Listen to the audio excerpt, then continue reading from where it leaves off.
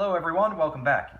It is time for another read aloud, and today we're going to read the sequel to the Gruffalo, and it is titled The Gruffalo's Child, and it's by Julia Donaldson, and the pictures are again by Axel Scheffler. All right.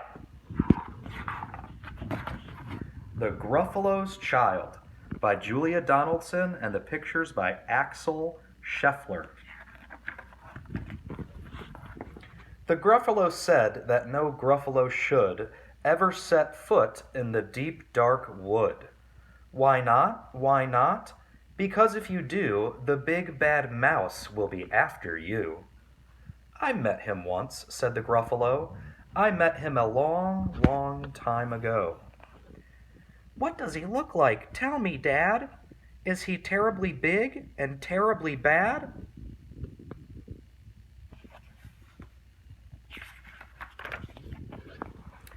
I can't quite remember, said the Gruffalo said. Then he thought for a minute and scratched his head. The big bad mouse is terribly strong, and his scaly tail is terribly long. His eyes are like pools of terrible fire, and his terrible whiskers are tougher than wire. One snowy night, while the Gruffalo snored, the Gruffalo's child was feeling bored. The Gruffalo's child was feeling brave, so she tiptoed out of the Gruffalo cave. The snow fell fast, and the wind blew wild. Into the wood went the Gruffalo's child. Oh, I guess it's a daughter. It says she. It's her. Aha! Oh ho! A trail in the snow. Whose is this trail, and where does it go? A tail poked out of a log pile house. Could this be the tail of the big bad mouse?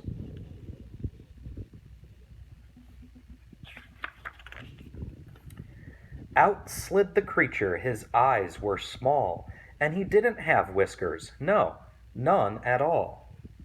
You're not the mouse. Not I, said the snake. He's down by the lake, eating Gruffalo cake. The snow fell fast, and the wind blew wild. I'm not scared, said the Gruffalo's child.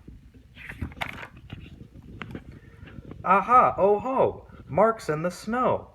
Whose are these claw marks? Where do they go? Two eyes gleamed out of a treetop house. Could these be the eyes of the big bad mouse?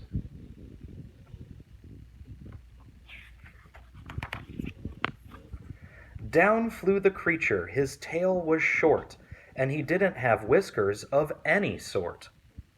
You're not the mouse. Too-hoo, not I. But he's somewhere nearby, eating Gruffalo pie. The snow fell fast, and the wind blew wild. I'm not scared, said the Gruffalo's child. Aha, oh ho, a track in the snow.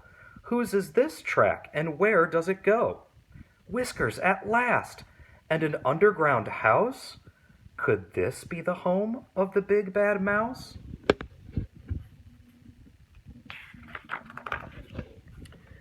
Out slunk the creature. His eyes weren't fiery. His tail wasn't scaly. His whiskers weren't wiry. You're not the mouse.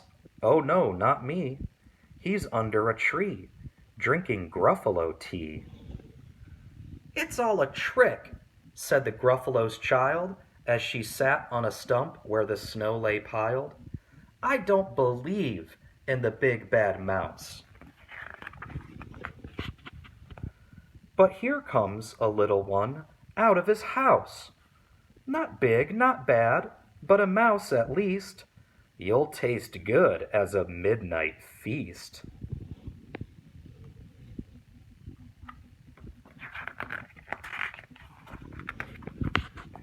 Wait, said the mouse, before you eat. There's a friend of mine that you ought to meet. If you'll let me hop onto a hazel twig, I'll beckon my friend so bad and big. The Gruffalo's child unclenched her fist.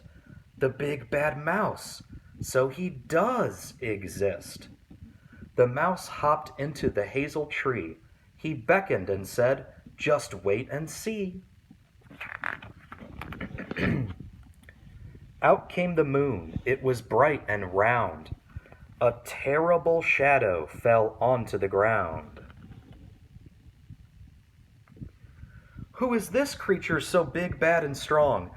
His tail and his whiskers are terribly long. His ears are enormous, and over his shoulder he carries a nut as big as a boulder." "The big bad mouse!" yelled the Gruffalo's child. The mouse jumped down from the twig and smiled. "Aha, oh ho, prints in the snow. Whose are these footprints? Where do they go?" Oh, now the mouse is following. The footprints led to the Gruffalo cave, where the Gruffalo's child was a bit less brave. The Gruffalo's child was a bit less bored.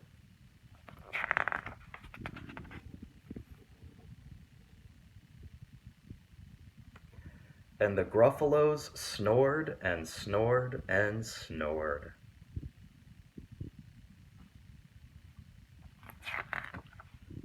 The end.